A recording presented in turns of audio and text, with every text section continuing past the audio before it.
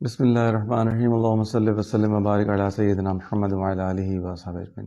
کل ہم بات کر رہے تھے حج کے حوالے سے کہ صوفیوں کا حج کیسا ہوتا ہے۔ قبلہ محمود میں قادری برکاتی علیہ رحمہ کے ایک معتقد تھے، وہ جب حج پہ جا رہے تھے تو وہ معلوم کرنے آئے کہ مجھے کوئی نصیحت کیجیے، مجھے کچھ ایسی بات بتائیں جو میرے لیے فائدہ مند ہو حج کے سفر میں۔ قبلہ محمود برکاتی نے فرمایا کہ جب تم حرم شریف پہنچو، تم احرام کی حالت میں ہوگے تو تمہیں دور سے خانہ کعبہ نظر آنے لگے گا، تمہارے ساتھی چلائیں گے، شور مچائیں گے، کیونکہ جب پہلی بار کعبے پہ نظر پڑتی ہے تو لوگ ایکسائٹڈ ہوتے ہیں بہت زیادہ، لیکن تم دیکھنا نہیں، جب تک تم مطاف میں نہ اتر جاؤ اس وقت تک تم کعبے پر نظر مت ڈالنا، نگاہیں نیچی کیے ہوئے چلتے رہنا، اور جب مطاف کی سیڑھیاں جب تم اتر جاؤ اور جب مطاف میں پہنچ جاؤ اس وقت تم پہلی نگاہ اٹھانا خانہ کعبہ کی طرف اور دعا کرنا، اے اللہ جو میں خیر کی دعا جہاں مانگوں تو قبول فرمانا۔ کچھ لوگ کہتے ہیں کہ یا اللہ میں جو دعا جہاں مانگوں قبول فرمانا، اصل میں دعا مانگنے میں بھی ورڈنگ کا بڑا دھیان رکھنا پڑتا ہے۔ جو دعا جہاں مانگوں قبول فرمانا کا مطلب یہ ہے کہ جو منہ سے نکلے گا، ہم کبھی کبھی بہت غصے میں ہوتے ہیں تو کسی کے لیے کچھ بد دعا نکال دیتے ہیں یا کوئی شر کا کلمہ ہمارے منہ سے نکل جاتا ہے، تو ہم نے جاتے یہ دعا کی اللہ جو دعا جہاں کروں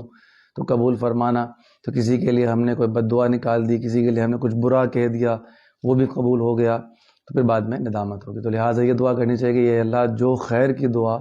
جو خیر کے کلمات میں جہاں ادا کروں مالک تو قبول فرمانا۔ تو بہرحال وہ ساتھی جب حرم شریف پہنچے تو بتاتے ہیں کہ میں محمود میں برکاتی علیہ رحمہ کے بتائے ہوئے طریقے سے حرم شریف میں جا رہا تھا، سر میرا جھکا ہوا تھا، احرام میں نے پہنا ہوا تھا، اور میں نے محسوس کیا کہ میرے جسم کے اوپر کوئی بہت زیادہ وزن دار زنجیریں لاد دی گئی ہوں، اور مجھے زنجیروں سے، موٹی موٹی زنجیروں سے باندھ کر اور لے کے جایا جا رہا ہو مالک کے سامنے،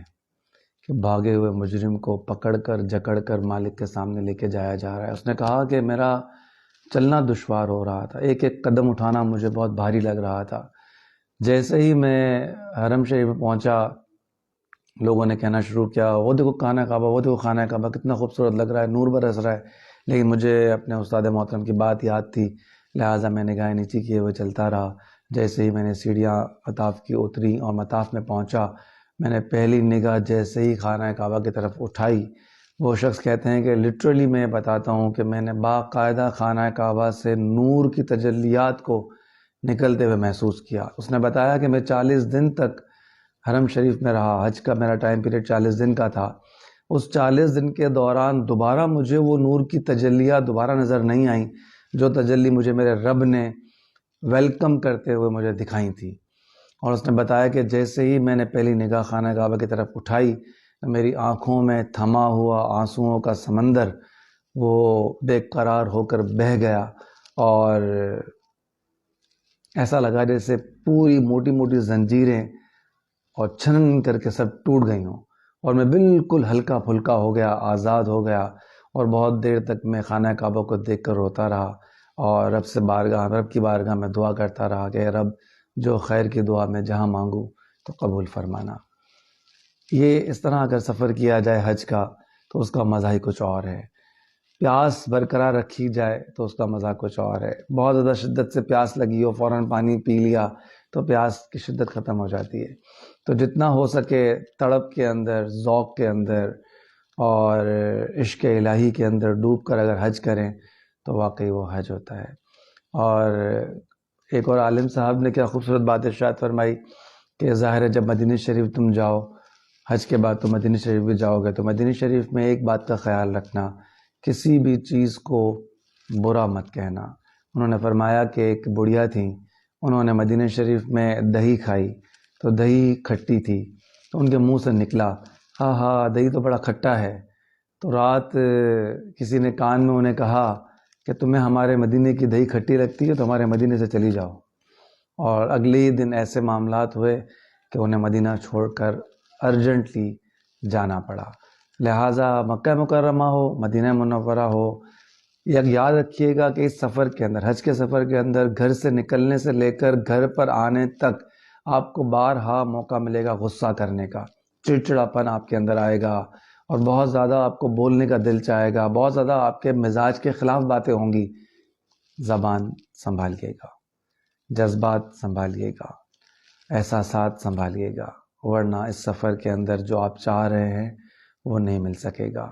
اور ایک موٹیو لے کر جائیے گا کہ مجھے میرے رب سے ملنا ہے، مجھے میرے رب کو پانا ہے، مجھے میرے اندر چینج لے کر آنا ہے۔ کیا کسی نے خوب کہا،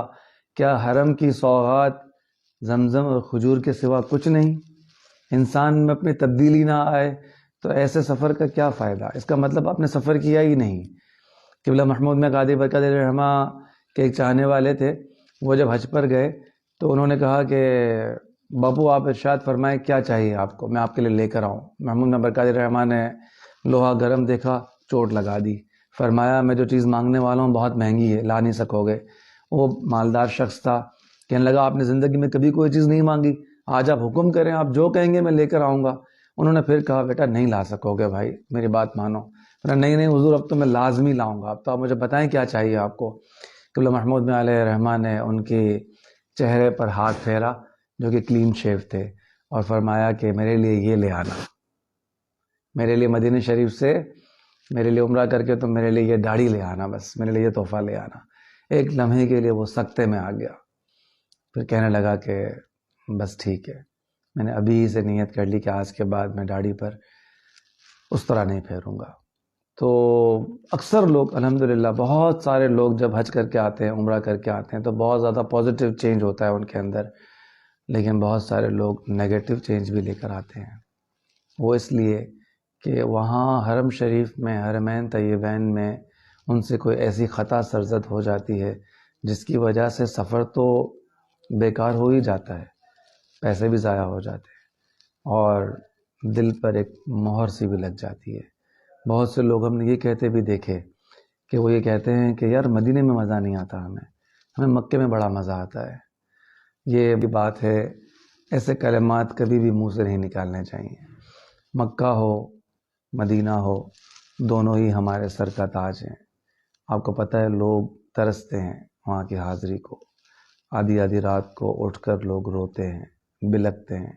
کہ اے رب تو ہمیں بھی حاضری عطا فرما۔ مدینہ شریف جانے کے لیے لوگ تڑپتے ہیں، بلکتے ہیں، روتے ہیں، سسکتے ہیں، اور کوئی مدینہ شریف جا کر یہ کہے کہ مجھے مدینے میں مزہ نہیں آتا، علمان الحفیظ۔ تو کوشش کریں کہ جب اتنی پاکیزہ جگہ پر جا رہے ہیں، جب اتنی روحانیت سے بھرپور، روحانیت کے سمندر میں جب غوطہ لگانے جا رہے ہیں، تو کوشش کریں کہ پاکیزہ ہو کر ہی باہر نکلیں، ایسا نہ ہو کہ ہمارا سفر ضائع ہو جائے۔ اللہ تعالی ہمیں ایسا روحانی سفر کرنے کی توفیق عطا فرمائے، اللہ تعالی ہمیں ایسا روحانی حج کرنے کی توفیق عطا فرمائے، غصے پر، زبان پر، جذبات پر، احساسات پر کنٹرول کر کے دوسروں کو نہ دیکھیں، کسی اور کو مت دیکھیں، صرف اپنے آپ کو دیکھیں